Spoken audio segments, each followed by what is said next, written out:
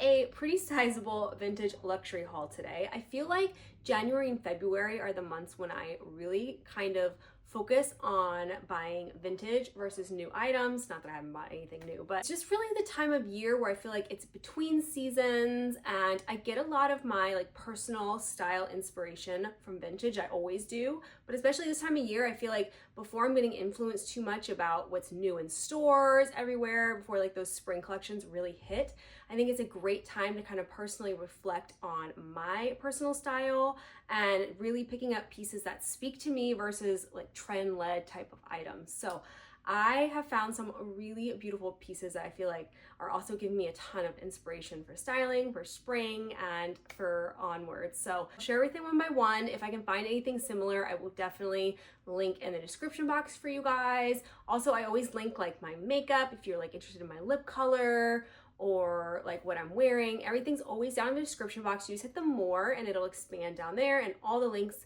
should be there as well. I also have all of my promo codes that I have with brands down there as well, so you guys can access it.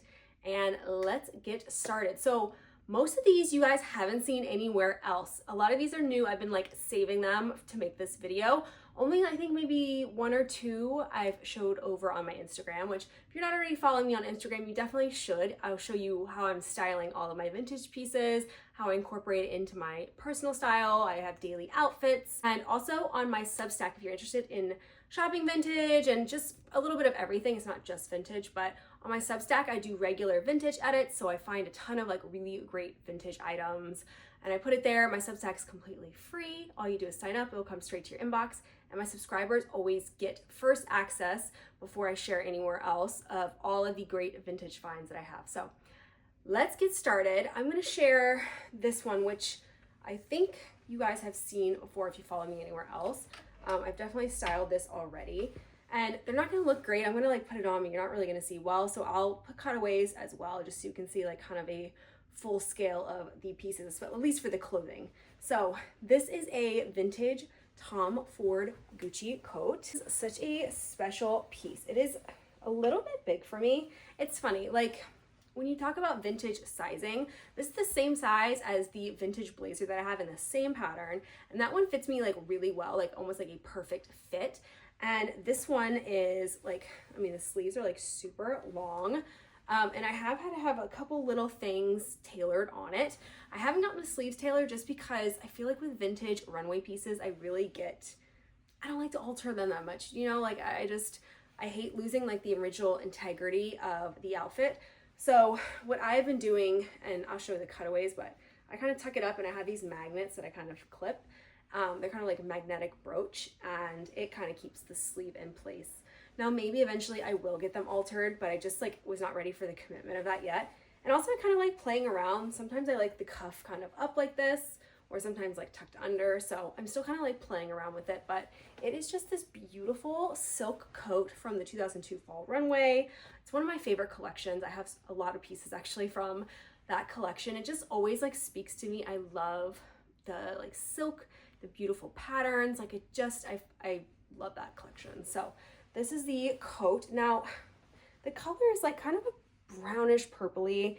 Sometimes like on my blazer I listed as black. It's definitely not black like when you compare it next to a black, but I mean it's a very deep color. I mean you can see the lining's black, so it's really more like a brownish plumish kind of color. Just beautiful. I couldn't pass it up. It was pricey, like way pricier than I usually spend on vintage ready to wear, but I just felt like it's one of those pieces that like I don't think I've ever seen really come around, especially not like under like, I don't know, $3,000 or $4,000. Like usually these kind of runway pieces are very expensive when it comes to outerwear. So I found it for like not a great price, but reasonable enough where I'm like, you know what, I just had to take the chance and the leap and buy it because I just felt like just one of those special pieces as a collector that I really wanted. And also I just think it's like just a fun piece, something completely different to what I have in my wardrobe. I mean, I do have the blazer version, which I'm going to keep as well. I think they're different enough and I would wear them for different types of occasions, but I love it so much. I love it with the obi belt that they have from the same collection. I have that. I will lay it over, or I just like it open as well. I think it's just a really, really cool piece. While we're talking Tom Ford Gucci, let's do the other piece I picked up from a collection. This is from the 1995 collection. I had been eyeing this blazer. It was on the RealReal, and it just like wasn't selling. It had been in my just my favorites list for a long time. And it finally got down to a price where I'm like, you know what? I'm gonna take the chance. I mean, it ends up being final sale that way, but I'm like, I'll take the chance. And now this is a size 42, which my other Tom Ford Gucci blazers are I have a 42 and a 44, and they both fit me well. So I was like, okay, that's fine.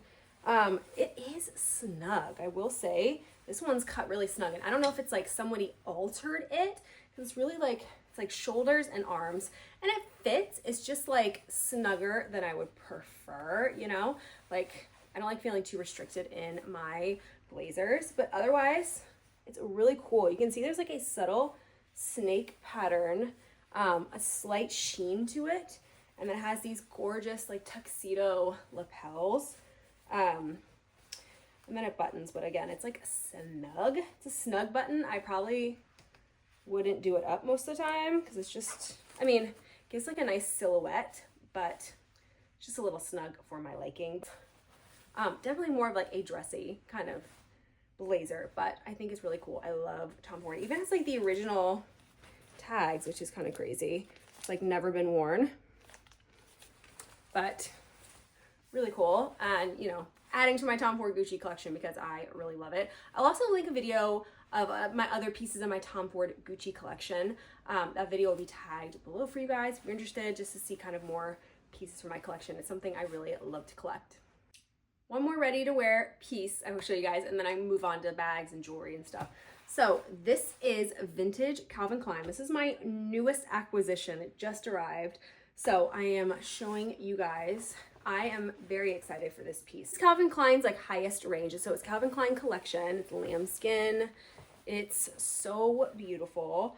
I just couldn't get over these button details here and also on the sleeves as well. It's so gorgeous. Now this was, I mean, a crazy deal. It had been sitting for a while as well. And I think it was like around $100, which for a leather jacket is pretty crazy. There are some marks on it, so I'm gonna have to try to kind of go in with my leather conditioner, like test an inconspicuous area first, see how it does, and then go in with my leather conditioner and see if I can get some of the spots out. There's a couple on the back as well, but you can see the cool like stitching on the back. I love the details on it. I just think it's so cool, very 90s. And Calvin Klein, I think we're gonna start seeing a lot of resurgence of Calvin Klein. They had that big runway show recently in New York. They're really kind of reviving, and right now you can still get vintage Calvin Klein pieces for really great prices. So I would say it's time now to kind of browse the Calvin Klein, see what you're interested in. If I find some cool pieces, I will link those below as well. But I think I got this for a major steal. Now, I will say the buttons here on a couple of them are kind of like fraying or coming off, so it does make me nervous to like do it up, which I think, I mean, it's such a beautiful like detail if I did it up like that, but I am a little bit nervous about the buttons. So I may take it to like a seamstress and see if they can kind of fix these up. I don't know if you can see that. But for now, I probably would just wear it open just to kind of make sure these stay intact, because it is a delicate piece. But I just think it is so gorgeous, like really cool. I collect leather jackets and I have a problem. I really need to stop buying leather jackets, but I couldn't resist. I just feel like it was such a cool piece. Very me, just with the cool details. So I love it. What do you guys think? I'm just gonna go ahead and leave it on while I talk about the rest of the stuff, because why not? I feel like it goes with the outfit. So I recently picked up this vintage ring. I bought it from a place called Abbott and Oaks, which I kind of like randomly stumbled upon online because I saw they sold vintage jewelry, and I love this. So let me try to show it close up. It's kind of hard to catch the details. It's called a ametrine.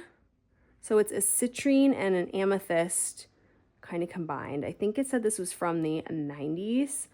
It has diamonds on the side. I just loved how like chunky it was, how unique it kind of sat, and I don't know, it was just love at first sight. Kind of randomly came upon it and thought it was cool, so snagged that. This necklace is also a new and vintage piece. I got it from Julia Vaughn, who also sells vintage jewelry. Now this is like costume jewelry. It's not fine jewelry like this is.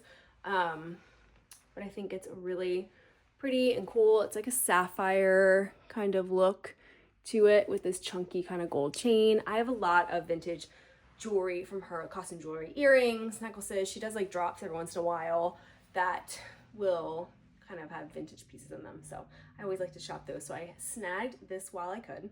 Okay, we have 2 handbags. So the first one is this super cool Loewe leather bag, and it has these kind of like Western suede details, which typically I am not into Western type of stuff, but I just feel like, I don't know, this isn't Western like in your face kind of like I'm going to the rodeo kind of Western. I think it's a lot more subtle, so I'm really kind of into those details. I think that's really beautiful. You see the Loewe anagram here. And I thought the shape was like really cool too. It kind of reminded me of my vintage Bottega bag, but just like a little bit different. So here's my vintage Bottega bag just to compare. They're pretty similar in size. This just has a little bit longer of a strap drop. And then this zips. This is just a like metal magnetic closure here. And then it just has a big opening. There's a zip pocket. There's also this like little, it's gonna be really hard to show you guys here if I can like pull it out. There's like a little pouch detail, which kind of makes me laugh because it's the size that I almost picture like a vintage cell phone to be, you know? I don't know if it's for like old, like little flip phones or something. That's just a funny detail. But this is the bag. Let me show it to you on. Just a really cool, casual, like daytime bag. I just thought it was like fun and different. I just impulse bought it. I've been trying to be better about not impulsing, but with vintage, sometimes you just have to snap things up when you see them. Okay, and this last vintage bag, I feel like is going to unlock like a new obsession for me. Actually, something I've been eyeing for a long time, and I finally found the right one to add to my collection. This is a Whiting and Davis mesh bag. Now, they are known for the mesh bags. They have been around for like since the 20s, I think. It's a very, very famous old bag company that have always done these like beautiful mesh evening bags. I kind of came across this style randomly, and there's a bunch of different versions, but essentially they have like different chain details. They come in different colors, but there's a few different types of names for these bags. But you kind of open it like this, and then this part just expands. How cool is that? And then you kind of, it's stuffed right now. I'm just gonna leave it stuffed just so it keeps its shape. Then it opens, you can kind of put all your little belongings in there. Obviously it holds hardly anything. It's an evening bag, but I just think that's so cool, that detail. I think they call it like a gate bag. Kind of looks like a canteen. Just so cool, I love it. And I picked this one in particular because most of them I've come across don't have a longer like shoulder strap. They have usually just like a little handheld, which is cute. But for me, for an evening bag, I do like the option of having a hands-free. So just being able to like throw it over the shoulder if I need to is clutch for me. So I just think it's so cool. And they just feel, just to feel these bags, they feel amazing. Like this is liquid metal. Just think it's so cool. Very historic. I came across this like little old catalog for these bags. I just think so interesting. They really have so much history to them. And a lot of the ones on the market still are in pretty good condition. So I will link a few of my favorites below that I was also considering. And I'm gonna start, I feel like, collecting these. I feel like they're just so interesting and cool. The prices are amazing on them. You can get them for like crazy deals. Most of them are under 100. This was a little bit over just because it did have that kind of extra strap detail that I feel like a lot of them don't have. So I did pay a little extra, which was fine for me because I feel like I will actually really get the use out of it. But I just think it's amazing. I don't know. I love it so much. I would love to know what you guys think as well. And I think that's it. Hopefully I've hit all the recent vintage purchases. Let me know, have you made any vintage purchases recently? I would love to know. Let me down in the comments. And again, follow me over on my Instagram if you're not already to see me styling all of these pieces, and follow me on my Substack so you can get vintage finds whenever I post those for you guys as well. And until next time, take care. Bye.